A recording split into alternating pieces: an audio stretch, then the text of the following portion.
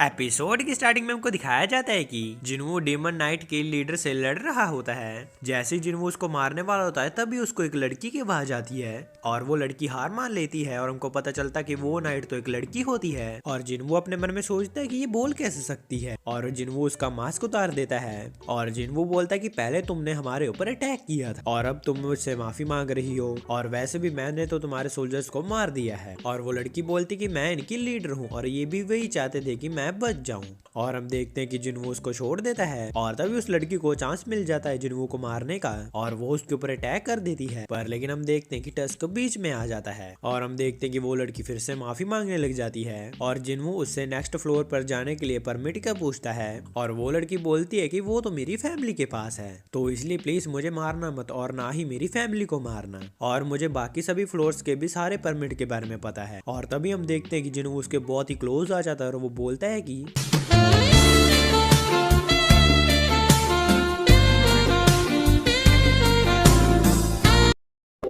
क्या मैं तुम्हारे ऊपर भरोसा कर सकता हूँ। और हम देखते हैं कि वो लड़की जिन्वो का ऑरा देखकर बहुत ही ज्यादा डर जाती है और वो हाँ बोल देती है और जिन्वो बोलता है कि अगर तुम मुझे परमिट दे देती हो तो मैं तुमको कुछ भी नहीं कहूंगा। और तभी हमको डेमन कैसल के बाहर का सीन दिखाया जाता है और हम देखते हैं कि एक आंट ने बहुत ही ज्यादा शहर में तबाही मचा दी होती है। और तभी हमको फिर से जिन्वो का सीन दिखाया जाता है और वो लड़की जिन्वो को अपना नाम बताती है और उसका नाम होता है एसल और वो बोलती कि मैं राइड्रो फैमिली से बिलोंग करती हूँ। और तभी जिन्वो बोलता है कि क्या तुमको किसी टाइप की कोई आवाज सुनाई देती है तुम्हारे दिमाग के अंदर जैसे कि इंसानों को मारने के लिए। और एसल बोलते कि नहीं हमको तो ऐसी आवाज नहीं सुनाई देती है पर लेकिन एक आवाज सुनाई देती है जो कि बोलती है कि हमको इस जगह को प्रोटेक्ट करना है। और जिन्वो बोलता है कि ये आवाजें तुमको कब से सुनाई दे रही हैं। और एसल बोलते कि जब से हम यहाँ पर आए हैं। और जिन्वो बोलता है कि तो फिर तुम इससे पहले कहाँ पर थी। और एसल बोलते कि इससे पहले मैं डीमन रियल में थी। और जिन्वो बोलता है कि वहाँ पर तुम क्या कर रही थी। और हम देखते हैं कि अचानक से उसकी आंखों में ग्लिच होने लग जाता है और वो बोलती है कि हम वॉर की प्रिपरेशन कर रहे थे। और जिन्वो बोलता है कि किसके साथ। और एसल बोलती कि एक ऐसा दुश्मन जिससे लड़ने के लिए पूरी के पूरी डीम दुनिया को एक साथ होना पड़ेगा। और हम देखते हैं कि जैसे जिन्वो एक और सवाल पूछने वाला होता है वो तो बेहोश हो जाती है। और जिन्वो बोलता है कि मुझे लगता है कि सिस्टम मुझे इन्फॉर्मेशन नहीं देना चाहता है। और तभी सीन शूट होता हम देखते हैं कि हेडक्वार्टर में सभी इकट्ठे हुए होते हैं और उनको बताया जाता है कि इस आंट ने बहुत ही ज्यादा डिस्ट्रक्शन मचाई हुई है और इसको मारने के लिए एक 108 हंटर को भेजा गया था जिसमें कि 4 ई रैंक के हंटर मारे गए और एक सी रैंक का और एक बी रैंक का भी मारा गए। पर लेकिन फिर एक ए रैंक का हंटर आया जिसने कि उसको खत्म कर दिया। और जिनचुल बोलता है कि इसका मतलब ये है कि अगर हमको एक आंट का सामना करना है तो हमको एक ए रैंक का हंटर तो चाहिए ही होगा। और प्रेसिडेंट को बोलते हैं कि हमारा जो आइलैंड है वो 120 किलोमीटर दूर है जेजू आइलैंड से। अगर ये सारी की सारी आंट्स उड़ना सीख गई तो हमारे सदर्न डिप के ऊपर ही सबसे पहले अटैक करेंगे। तो इसलिए हमको जापान को जल्दी से जल्दी इन्फॉर्म करना होगा क्योंकि ये थ्रेट उनके ऊपर भी है क्योंकि वो हमारी नेबर कंट्री है। तो इसलिए हमको उनका साथ लेना पड़ेगा। और मैं हंटर एसोसिएशन के चेयरमैन होने के नाते ये अनाउंस करता हूँ कि 4th operation red mission Jeju island. और तभी इंस्टीट्यूट हम देखते हैं कि जिन्वो को एसल अपनी फैमिली के पास ले जाती है और जिन्वो को देखकर एसल के फादर बहुत ही ज्यादा डर जाते हैं और वो बोलते हैं कि ये तुम किसे लेकर आई हो, क्या तुमको दिखाई नहीं देता कि इसके पास कितने सारे सोल्जर्स हैं। और जिन्वो अपने मन में सोचता है कि इसने पहचान कैसे लिया। और हम देखते हैं कि उनके सोल्जर्स जिन्वो के ऊपर तलवार तान कर खड़े हो जाते हैं। और एसल के फादर बोलते हैं कि तुमको क्या लगता है कि अगर तुम एसल को बंदी बना दोगे तो तुम हमारे कैसल के ऊपर कब्जा कर सकते हो। और जिन्वो बोलता है कि नहीं ऐसी बात नहीं है, मैं एसल के साथ डील करके आया हूँ कि मैं यहाँ पर किसी को भी नुकसान नहीं पहुंचाऊंगा अगर तुम लोग मुझे परमिट दे देते हो अगले फ्लोर पर जाने के लिए। और किंग अपने मन में सोचता है कि इसने वल्कन और वेटस को हराया है तो उनके सामने तो हम कुछ भी नहीं है, तो इसलिए मेरे पास और कोई चांस नहीं है। और हम देखते हैं कि किंग उसको परमिट दे देता है और किंग बोलता है कि चलो ठीक है अब तुम जाओ यहाँ से, तुम्हारा काम हो गया है ना। और जिन्वो बोलता है कि मैं एसल को यहाँ से लेकर जाऊंगा। और ये चीज देखकर किंग को बहुत ज्यादा गुस्सा आता है और जिन्वो बोलता है कि मैं इसको अपने साथ लेकर जाना चाहता हूँ क्योंकि इसको सारे फ्लोर्स के परमिट के बारे में पता है। और किंग अपनी बेटी के लिए प्रोटेक्शन मांगता है उससे और जिन्वो उसकी प्रोटेक्शन के लिए तैयार भी हो जाता है। और तभी इंस्टीट्यूट हम देखते हैं कि उस आंट के ऊपर रिसर्च चल रही होती है और तभी सीन शूट होता हम देखते हैं कि जिन्वो 89th फ्लोर पर आ चुका होता है और जिन्वो बोलता है कि इग्रेस और टैंक भी लेवल अप हो चुके हैं। अब ये एस रैंक और ए रैंक के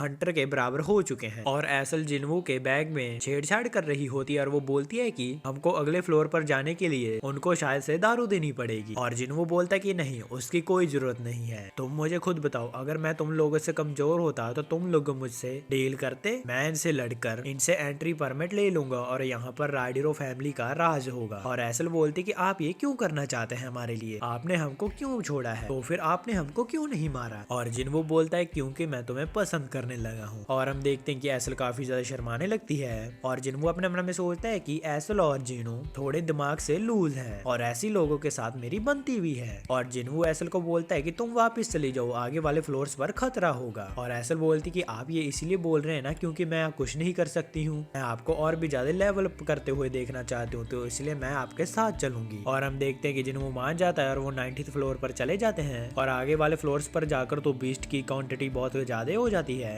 और तभी शिनजुटो तरम को चॉय जोंग का सीन दिखाया जाता है और चॉय चा को बोलते हैं कि हम सभी एस रैंकर हंटर्स को जेजू आइलैंड पर जाना पड़ेगा मिशन रेड पर। और चाय बोलते कि संग जिन्वो भी जाएंगे और चॉय बोलता कि हाँ वो भी जाएगा। और चॉय बोलते हैं कि हमारा वहाँ पर मकसद एक ही है, हमको वहाँ पर जाकर आर्ट्स को मारना है और वैसे भी हमारी आज बड़े बड़े गिल्ड्स के मेंबर्स के साथ मीटिंग होने वाली है। और तभी शिनशूटो तरम देखते हैं कि जिन्वो 100th फ्लोर पर पहुंच चुका होता है और जैसे भी एंटर करता है वो देखता है कि वहाँ पर तो एक बहुत ही बड़ा ड्रैगन उड़ रहा होता है और उस ड्रैगन के ऊपर बैठा होता है द डीमन मोनार्क बैरन। और जिन्वो उसको देखकर समझ जाता है कि ये तो बहुत ही ताकतवर है और जिन्वो अपने मन में सोचता है कि इसके बारे में तो एसल को भी पता चल गया है कि ये कितना ज्यादा स्ट्रॉन्ग है। अब मुझे डाउट हो रहा है कि मैं इसको हरा पाऊंगा कि नहीं। और ये ड्रैगन केसलन ये भी बहुत ज्यादा खतरनाक है, इसका मतलब ये है कि बैरन डीमंस को नहीं ड्रैगन्स को भी कंट्रोल कर सकता है। और तभी हम देखते हैं कि बैरन बहुत सारे पोर्टल खोल देता है और उनमें से डीमन बाहर आ जाते हैं और वो लोग जिन्वो और एसल को घेर लेते हैं। और हम देखते हैं कि वो डीमंस तो जिन्वो के ऊपर अटैक कर देते हैं और जिन्वो अपने मोनार्क डीमन का यूज करके अपनी शैडो आर्मी को बाहर निकाल लेता है। और हम देखते हैं कि उनकी बहुत ही ज्यादा खतरनाक फाइट शुरू हो जाती है और टस्क अपने मैजिक का यूज करके उनको मार रहा होता है। और हम देखते हैं कि एसल तो ये फाइट देखकर बहुत ही ज्यादा शॉक हो रही होती है और एसल अपने मन में सोचती है कि मैं एक डीमन हूँ और बैरन यहाँ का किंग है, तो इसलिए मुझे समझ में नहीं आ रहा है कि मुझे किसका साथ देना चाहिए, मुझे बैरन का साथ देना चाहिए कि जिन्वो का जो कि बाहर से आया है। वैसे रूल्स के हिसाब से तो जिन्वो को मार देना चाहिए। और हम देखते हैं कि बैरन अपने मुंह से बिजली निकालता है जिससे कि जिन्वो के शैडो सोल्जर्स मर जाते हैं। और हम देखते हैं कि वो बिजली एसल को भी लगने वाली होती है पर लेकिन हम देखते हैं कि जिन्वो आकर उसको बचा लेता है। और जिन्वो अपने मन में सोचता है कि ये कोई आम लाइटनिंग नहीं थी, इससे मुझे बहुत ज्यादा डैमेज पड़ा है, अगर ये एक और बार हुआ तो मेरे तो सारा माना लेवल खत्म हो जाएगा,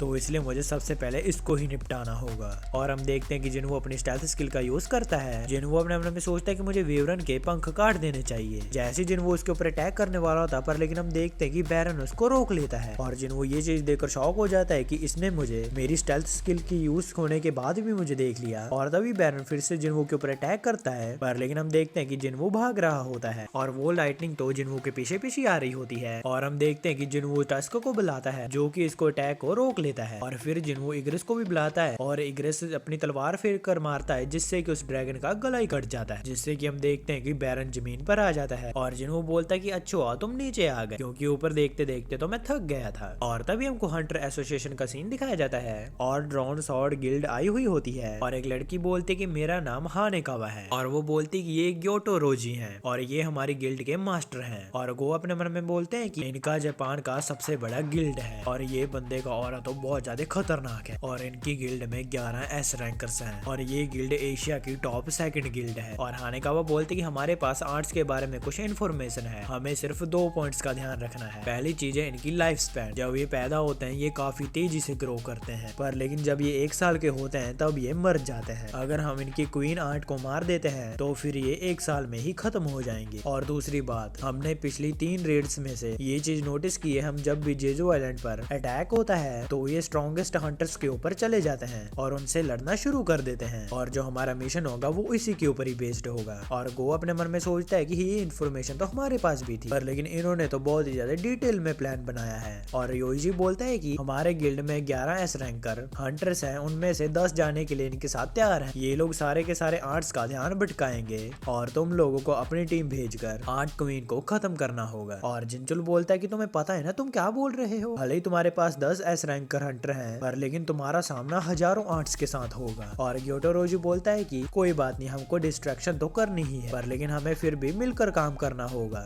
और गो बोलता है कि चलो ठीक है, फिर हम इसके बारे में स्ट्रेटजी बना सकते हैं। और तभी सीन शूट होता हम देखते हैं कि जिन्वू के सोल्जर काफी ज्यादा कमाल दिखा रहे होते हैं। और हम देखते हैं कि बैरन अपनी बिजली की मदद से जिन्वू के सोल्जर्स को मार रहा होता है, जिससे कि जिन्वू की मैजिक पावर कम हो रही होती है। और बैरन तो जिन्वू को मौका भी नहीं दे रहा होता है मैजिक पावर बढ़ाने का। और बैरन जिन्वू का सर पकड़कर ऊपर उठा लेता है उसको। और हम देखते हैं कि बैरन जिन्वू को मारने वाला था, पर लेकिन हम देखते हैं कि इग्रिस, टस्क, आयरन सभी आ जाते हैं और वो बैरन को पकड़ लेते हैं। और बैरन इतना खतरनाक अटैक करता है जिससे कि जिन्वू की सारी मैजिक पावर खत्म हो जाती है। और हम देखते हैं कि बैरन 2 डैगर लेकर आ जाता है और जिन्वू और बैरन लड़ना शुरू कर देते हैं। और इनकी फाइट तो बहुत ही खतरनाक होती है। और तभी जिन्वू का डैगर उड़ जाता है और जिन्वू हाथों से उसके डैगर को रोकने की ट्राई कर रहा होता है। और तभी बैरन अपनी लाइटनिंग की मदद से जिन्वू के ऊपर अटैक करने वाला होता है, पर लेकिन एसल अपने स्पीयर को जिन्वू की तरफ फेंकती है, जिससे कि बैरन का ध्यान भटक जाता है। और जिन्वू अपने रोलर हैंड का इस्तेमाल करके अपनी पूरी ताकत का यूज कर